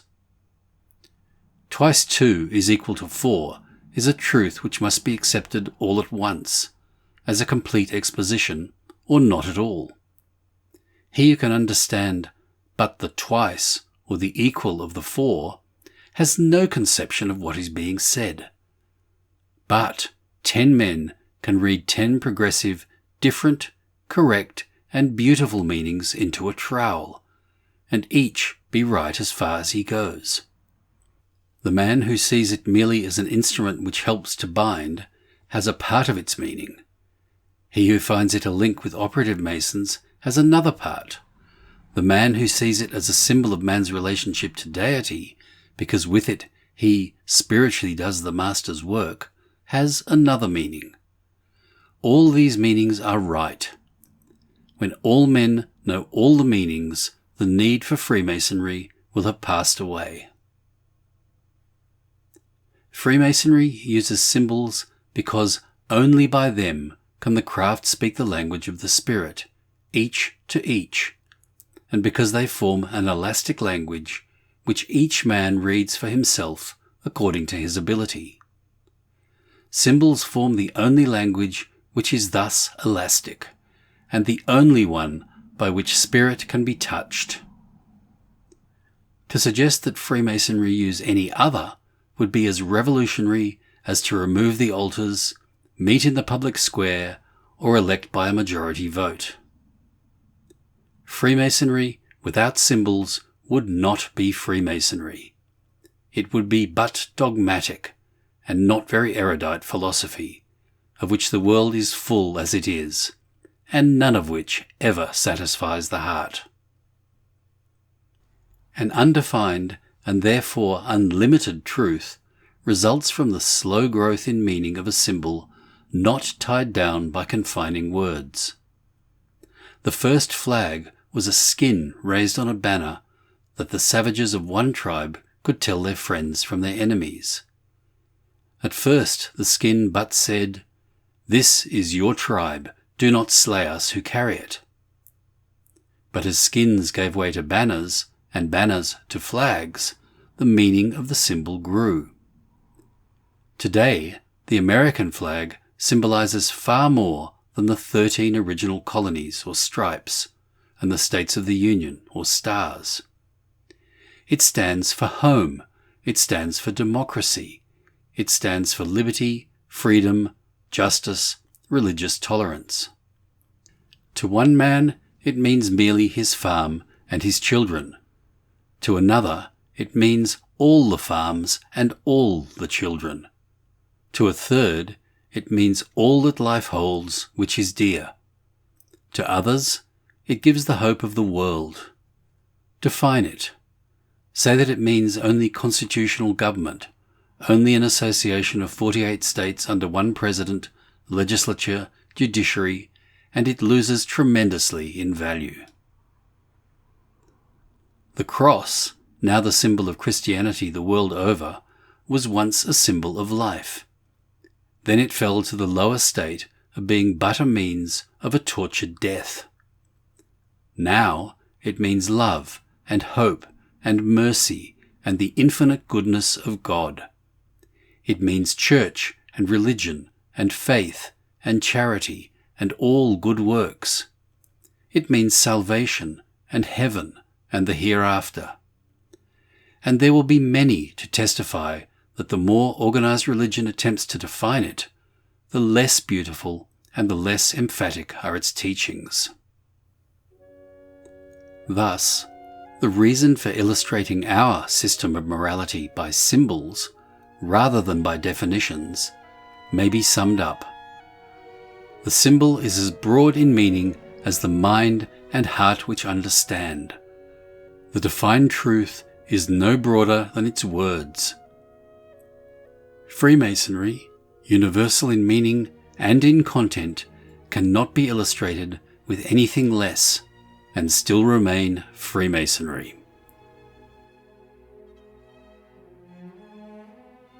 Seers seek for wisdom's flowers in the mind, and write of symbols many a learned tome.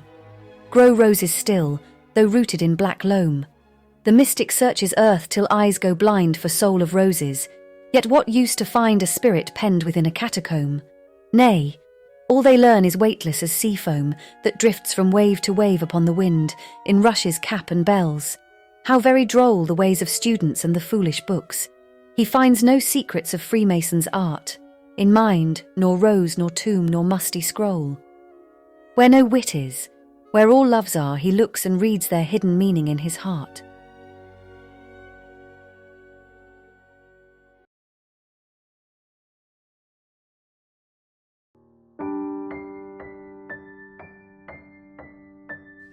Welcome to From the Quarries. Tonight's video is an extract from a fascinating late 19th century periodical I recently came across, The Esoteric. This magazine features a wonderful array of articles, reviews, and poems, all written in a magnificent High Victorian style. Tonight's extract comes from the July 1895 edition. It's by T.A. Williston, and it's entitled Mind, Mundane and Celestial. I hope you enjoy it. The faculty of mind, or the process of thought formation, is most wonderful. So wonderful is it that speech is inadequate to express its mystery. There are two minds, the mundane and the celestial. The mundane mind, working through material structure of men and animals, creates from the elements found in their organism physical bodies without volition on the part of the animal acted upon. When man has developed strong intellectual powers, the mundane mind that works through him is governed by and absolutely obeys the dictates of his mind. The strongly intellectual and spiritual man builds a body according to his needs. The animal man has an organism created for him, and that organism, created from his passions and appetites, can perceive nothing beyond the animal senses and desires. The powers possessed by a highly developed intellectual man make him a conscious, thinking entity, a living, godlike creature, one so far above the present race of men that in comparison to him, our most brainy men are but newborn children. Mind is the connecting link between man and his creator. It is the wonderful and almost unknown factor which, when governed by the will, enables man to gain spiritual powers, permitting him to rise above material conditions, freeing him from the limitation of flesh, giving him control of the finer and most potent elements of nature, so changing him from an animal to a son of God. Man, when he has gained an understanding of the hidden laws of his being, begins to work through and by the subtle powers of mind. When he reaches this state, the promise that he will be a creator is fulfilled. No longer need he earn his bread in the sweat of his brow, for, by the potency of the mind that he has developed, he is able to create from the seeming void and bring into material manifestation the things needed. The mundane mind differs from the celestial or universal mind. The celestial mind fills the universe and is a great ocean of unformed thought. The mundane mind is the mind of our planet Earth. This has been separated from the ocean of mind by the will of the Creator, who endowed it with certain powers that will enable it to work without certain specific ultimates. All thoughts that have ever been formed by man are stored in it. All knowledge that has ever been worked out on our planet is reflected here, and can and will eventually be used by the souls that are now making spiritual attainments. Nothing that has ever been on earth is really lost, but is safely stored, awaiting the advent of those who possess the mind powers to force themselves into the great arcana of God.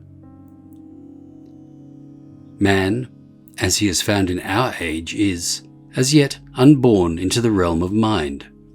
He does not know how to use the powers with which he is endowed. If man had reached a degree of unfoldment in which he could use the powers that now lie dormant within him, he would be free from all the animal propensities that ally him to the physical world, and bind him within the narrow confines of the five senses. If he could use the powers of mind, he would not be the animal that he now is, for by that power he could send forth thoughts endowed with energy to which the materials of earth would respond. He would be like his Father, a creator, one having the ability to command, with a consciousness that his commands would be obeyed. When man, through soul unfoldment, is capable of penetrating the realm of the celestial mind, he will be able to form thoughts of a character such as to give him power transcending anything that we, in our present state of development, can imagine. Few, if any, upon our earth today are able to touch this realm. Could we do so, we would think the thoughts that God thinks. If we could think from that wondrous realm, time and space would be annihilated. We would be a conscious part of the whole universe and would know what is transpiring in the most distant sun as readily as we know what is going on around us. We would be familiar with both the past and the future. We would dwell continually in the eternal now. The most profound thinker at the present time lives and thinks wholly in the mundane mind, which is the mind power governing our earth and which controls all animal life. All worlds float, as it were, in a sea of mind or thought, yet the mind that enspheres them is not that of the great ocean of unformed thought, which is the mind of God, but a part of it, into which the Creator of the universe has imaged thought. Man, being wholly under the control of this thought, it is most difficult for him to rise above it, and until he does so, he will be continually thinking thoughts that have been formed by others. As long as he thinks thoughts already formed, so long will he remain under the control of the anima mundi. In the beginning, God formed a thought in the celestial mind and willed it forth to accomplish certain results. This thought becomes the mind that produces a world and is the power that governs all that belongs to that planet. The ruling power implanted in this mind is that of generation, and for this reason, all animal life, being governed by this mind, manifests a desire to reproduce its kind, thereby working out the thought of God expressed to an underdeveloped world. Be fruitful and multiply and replenish the earth. It being the desire of all animal life to express the mind that thinks through it, this mind being the mundane, and its chief thought that of generation, it is most difficult for man to rise above it and enter the spiritual state. In fact, none can, unless they have developed soul power, and a consciousness of that interior will which gives to them the ability to rise above and step outside of the controlling influence of the mundane. We have said that, in the beginning, the Creator expressed from the unformed ocean of mind, which is himself, a deific thought and formed it for a specific purpose. That purpose was to create a world and people it. The power of that thought is continually present, moulding all life, in order that nature may work in complete harmony with the expressed purpose of the mind that created it.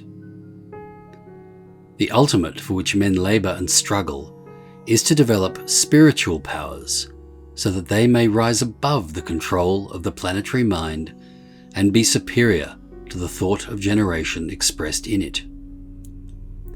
As long as the mundane mind thinks through man and thus dominates him absolutely, he is little superior to the animals. He is not a free agent, but is governed by forces over which he has no control. He possesses only animal instinct and is incapable of forming correct, orderly thoughts. For is it possible to be capable of ordinary intellection when one's thoughts have not been created by himself, but have been formed by a mind outside of his organism? The mundane mind, falsely called the astral, being a vast storehouse of formed thoughts, is accessible to all who are sufficiently sensitive to reach it. We find, therefore, very many animal men and women posing before the world as highly developed and gifted spiritual beings. They, through planetary conditions, are very sensitive and are therefore able to reach into this storehouse and gather the thoughts that are stored there. To hear them on the rostrum, an uninitiate would believe that they are endowed with spiritual gifts, while, in fact, they are but empty vessels through which the thoughts of others flow. This is the power of inspiration or recalling, and is much to be desired by all, for by it we are able to recollect, and the knowledge that the wise of all ages have gathered and formulated in thought. Being able to gather this knowledge, we can send it forth strengthened and endowed with added potency drawn from our own life qualities. This, however, is but the beginning of the ultimate for which we struggle. It is not the highest platform upon which the truly spiritual man will stand. When man has gained true spiritual unfoldment, he will be able to penetrate beyond the mind of the mundane. He will be able to reach out into the heretofore unexplored realm of unformed thought, and to form, from the qualities of that mind, thoughts that only the sons of God can think. And so he will be able to express what has never before found its way to earth. He will build from these thoughts an organism transcending anything that the earth has heretofore produced, an organism wholly builded to serve the needs of the spiritual man, a body endowed with willpower drawn from Yahweh himself. This divine will permits man to do and accomplish the designs of his Creator, which is to elevate upon a spiritual platform not only individuals but races. O mind, thou mighty divine factor in moulding human life, will earth's children ever understand thy wonderful power? Thou, most unknowable, most powerful, most subtle agent of the Creator, who can fathom thy mysterious workings? Will we ever know from whence thou comest or what thou art? Is there no means whereby we may touch, sense, or handle thee? Is it within the province of thy learning, men of science, to demonstrate that such a thing exists? You, who have laboured long and patiently in the laboratory, can you not throw some light upon this subject, which is of such vital import to the human race? Can you harness it and make it obedient to your desires? Alas, no. For to understand mind, one must have a spiritual perception. To realize it in fullness would be to understand God, to have access to all knowledge and power. Lightly we speak of intellect and mind, and point with pride to our statesmen and scientists, and hold in worshipful reverence those who have the power to sway principalities and to rule nations. The greatest statesman who is today on earth, the most learned scientist, and the most profound thinker, is but a babe compared to the souls who rule by and through the power of mind. As yet, our most learned professors and deepest scientific thinkers have not doffed the swaddling clothes of ignorance. They still sleep on Mother Nature's bosom, helpless and unable to grasp intelligently the power of the mind that commands and is obeyed. No one can comprehend mind or can realize that such a realm exists until he has passed beyond the power of evolution. No one can enter the realm of mind or gain access to the more subtle agencies of nature until he rises to the apex of soul unfoldment, where evolution and involution meet. That is to say, evolution carries all creation from a lower to a higher state of existence. Involution carries spirit from a higher to a lower state. It causes spirit to descend through matter, while evolution causes spirit to ascend through matter to spirit. The involuntary forces can be compared to ever-flowing currents that run through the great ocean of the mundane mind, carrying in their flow germs of spiritual life. Many of these germs have never been limited by being ensphered by thought, and are unrestrained only insofar as they obey the universal mind that controls these forces. These evolutionary currents carry these unensphered germs along in their onward flow until they find embodiment in the centre of a thought, which thought is substance composed of the life essence of the one that sent it forth, willed it into being. When the germ has been ensphered by the creative thought, it becomes limited or separated from the great ocean of unlimited spirit. The power of the creative thought crystallized it, as it were, and builded it for a material covering. This material covering is its physical body, which is thought, crystallized. To ensphere does not change the spiritual germ, but when it becomes ensphered, its action is limited, and it at once begins to struggle upward towards the source from which it originally came. It is now controlled wholly by the evolutionary currents which carry it upward, until, through generations of rebirth, it lies at the center of a human, spiritually developed soul. When the spirit germ has become the centre of a spiritual man or woman, the forces of evolution and involution meet, forming a circle which is constantly flowing downward and upward. When man reaches the apex of this circle, he is ready for the new birth. He has gained experience and soul powers that enable him to control and use the mind powers that make him like unto his Creator.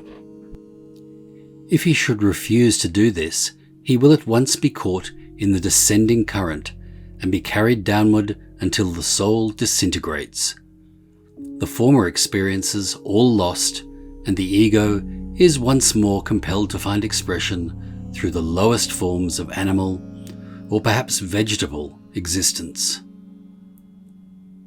The soul that sinneth, it shall die.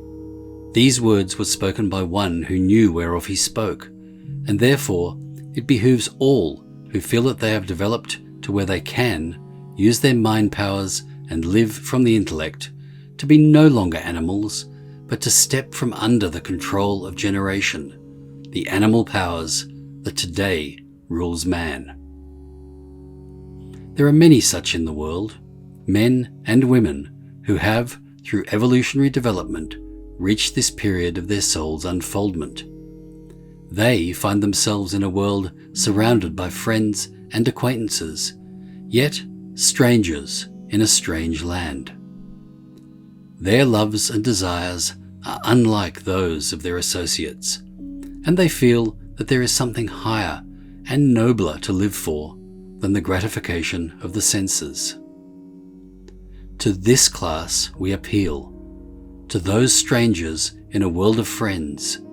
These thoughts are sent forth with a silent prayer that they may have the wisdom to understand what is best for them to do, that they may earnestly try to develop the spirit of true devotion, which, if persistently carried on, will bring them very close to God.